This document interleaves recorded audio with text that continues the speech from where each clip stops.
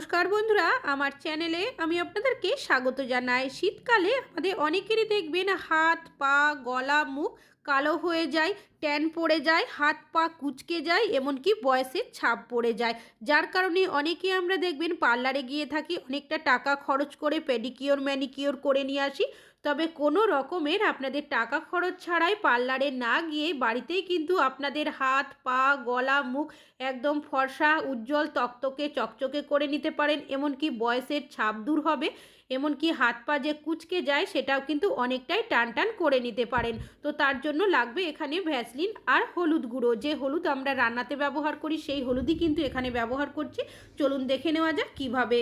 সবার প্রথম নিয়ে নিতে হবে একটা পাত্র, আর নিয়েছি এখানে শ্যাম্পু। আপনারা এখানে যে কোনো শ্যাম্পুর ব্যবহার করতে পারেন, পুরো শ্যাম্পুটাই এখানে ব্যবহার করব।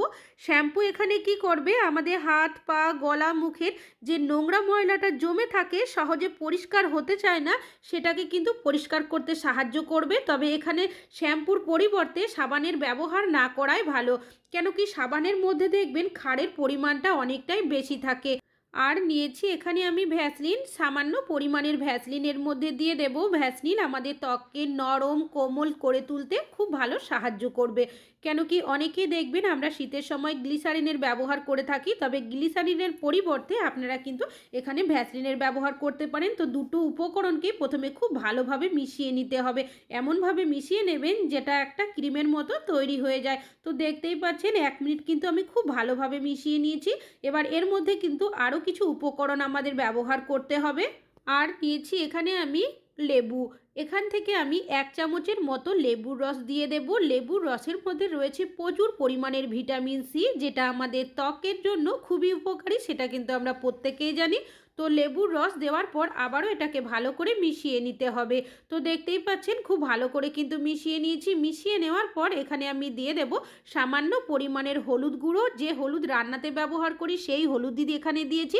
চাইলে আপনার এখানে কস্তুরি যে হলুদ পাওয়া যায় সেটারও ব্যবহার করতে পারেন, তবে সবার কাছে সব সময় থাকে না, তাই এখানে আমি রান্নার হলুদেরই ব্যবহার করলাম। হলুদ কি করবে, আমাদের অনেকেরই ত্বক দেখবেন একদম কালচে হয়ে যায়, সেই কালচে ভাবটা দূর করে ত্বকের উজ্জ্বলতাকে ফেরাবে। তাছাড়াও অনেক সময় অনেকেরই দেখবেন আঙুলের কর ফেটে যায় বা হয়তো পা ফেটে যায়, যে কোনো কাটা ফাটা দূর করতেও সাহায্য করে এই হলুদ গুঁড়ো।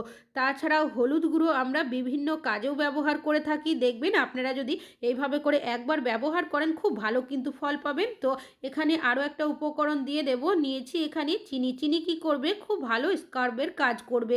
তো চিনিটাকে দিয়েও ভালো করে মিশিয়ে নিতে হবে। তো মিশ্রণটা কিন্তু এমনভাবে বানাবেন যাতে এটা একটা ক্রিমের মতো তৈরি হয়ে যায়। তো দেখতেই পাচ্ছেন খুব ভালো করে এটা কিন্তু মিশিয়ে নিয়েছি। এবার আপনারা কিভাবে এটাকে ব্যবহার করবেন চলুন দেখে নেওয়া যাক। আমি এখানে এই রেমেডিটা হাতে ব্যবহার করে দেখাচ্ছি। আপনারা কিন্তু মুখে গলায় যে কোনো জায়গায় এটাকে ব্যবহার করতে পারেন। আমাদের অনেকেরই দেখবেন স্কিন একদম কালো হয়ে যায়, ট্যান পড়ে যায়, হাত পা এভাবে করে কুঁচকে যায়, যেটা দেখতেও বাজে লাগে। অনেকে আমরা পার্লারে গিয়ে অনেকটা টাকা খরচ করে পেডিকিওর ম্যানিকিওর করে নিয়ে আসি। তো আপনারা বাড়িতেই কিন্তু এইভাবে একটা হোম রেমেডি বানিয়ে নিতে পারেন। তো যে মিশ্রণটা বানিয়েছি কিছুটা পরিমাণের আমি এইভাবে করে দিয়ে দিয়েছি। তারপর আলতো হাতে আমি এইভাবে করে এই মিশ্রণটাকে ভালোভাবে হাতের মধ্যে লাগিয়ে নেব। আপনারা কিন্তু একইভাবে গলা মুখ পা যে জায়গার মধ্যে আপনাদের ট্যান পড়ে যাবে, কুঁচকে যাবে, কালো হয়ে যাবে, সেখানে কিন্তু ব্যবহার করতে পারবেন। তো দেখতেই পাচ্ছেন পুরো এই হাতের মধ্যে কিন্তু আমি ভালো করে এই মিশ্রণটাকে লাগিয়ে নিয়েছি। একইভাবে আরেকটা হাতেও কিন্তু আমি এই মিশ্রণটাকে লাগিয়ে নেব। তবে আপনাদের এইভাবে যে রোজ বানিয়ে ব্যবহার করতে হবে তা কিন্তু নয়। আপনারা শীতকালে সপ্তাহে 2 দিন ব্যবহার করবেন, তাহলে দেখবেন খুব ভালো কিন্তু ফল পাবেন। তো মিশ্রণটা দুটো হাতের মধ্যে ভালো করে লাগিয়ে নিয়েছি। লাগিয়ে নেওয়ার পর আরও একবার আলতো হাতে ঘষে নিয়েছি। এইভাবে করে রেখে দেবেন আপনারা 5 থেকে 10 মিনিটের জন্য। তো আমি এইভাবে করে রেখেছিলাম 10 মিনিট মতো, তবে খুব বেশি শুকানো যাবে না।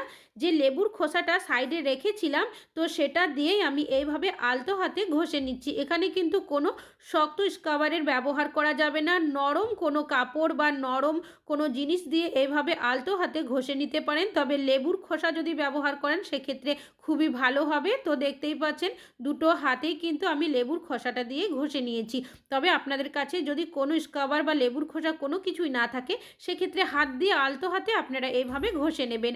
এবার এই হাত দুটোই আমি আপনাদের পরিষ্কার জল দিয়ে ধুয়ে দেখাবো। আপনারা নিজেরাই বুঝতে পারবেন যে আগে কতটা কালচে দাগ পড়ে গেছিল আর এখন কতটা ফর্সা উজ্জ্বল চকচক করছে। এমনকি যে বয়সের একটা ছাপ পড়ে যায় সেটাও কিন্তু অনেকটাই চলে যাবে।